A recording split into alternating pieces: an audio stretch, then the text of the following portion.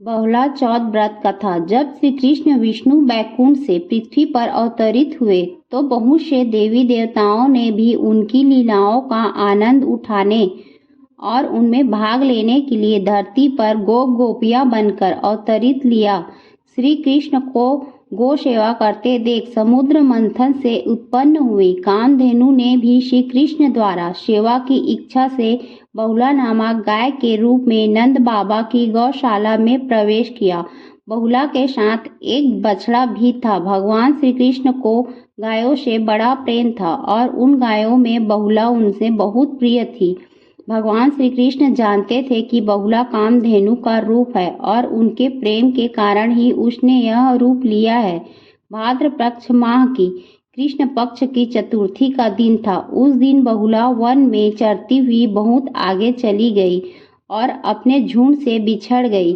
शाम होते देख उसे अपने बछड़े की चिंता सताने लगी। तभी एक बहुत विशालकाय शेर उसके सामने प्रकट हो गया। शेर को अपने सामने पाकर बहुला डर के मारे स्तब्ध हो गई। उसे लगा कि अब उसकी मृत्यु निकट आ गई है। मृत्यु को सामने देखकर भी बहुला को मन में अपने बछड़े के भूखे होने का ध्यान ही गया।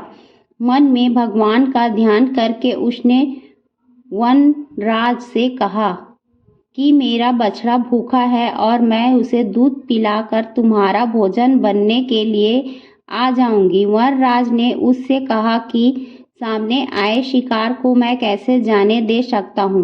मैं जानता हूँ तू एक बार जाने के बाद दोबारा नहीं आएगी।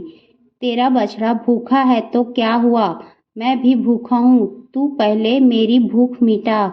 बहुला ने शेर से कहा, मैं तुम्हारे वचन देती हूँ कि एक बार अपने बछड़े को दूध पिलाकर उसकी भूख मिटाकर मैं तुम्हारा भोजन बनने के लिए आ जाऊंगी। उसकी बातें सुनकर वनराज ने उससे कहा कि मैं तेरी बात पर भरोसा करके जाने दे रहा हूँ। तू जल्दी से अपने बछड़े को दूध पिलाकर वापस आ, मैं तेरी प्रतीक्षा करूँगा। बहुला ने जाकर अपने बछड़े को दूध पिलाकर उसकी भूख शांत की। फिर उसे दुलार करके वापस जंगल में उस शेर के सामने पहुंच गई। जब बहुला वनराज के सामने पहुंची तो यह देखकर अचंभित रह गई कि वो शेर और कोई नहीं बल्कि भगवान श्री कृष्ण ही थे। उन्होंने बहुला की परीक्षा लेने के लिए शेर का रूप धारण किया था।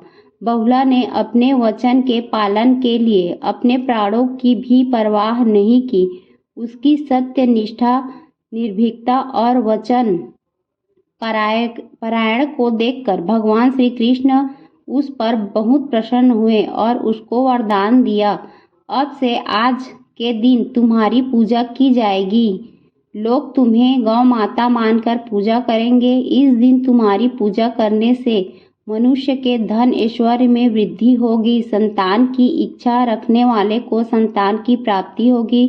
जो माता तुम्हारी पूजा करेगी उसकी संतान की दीर्घ आयु होगी और उन सब की सभी मनोकामनाएं पूरी होगी।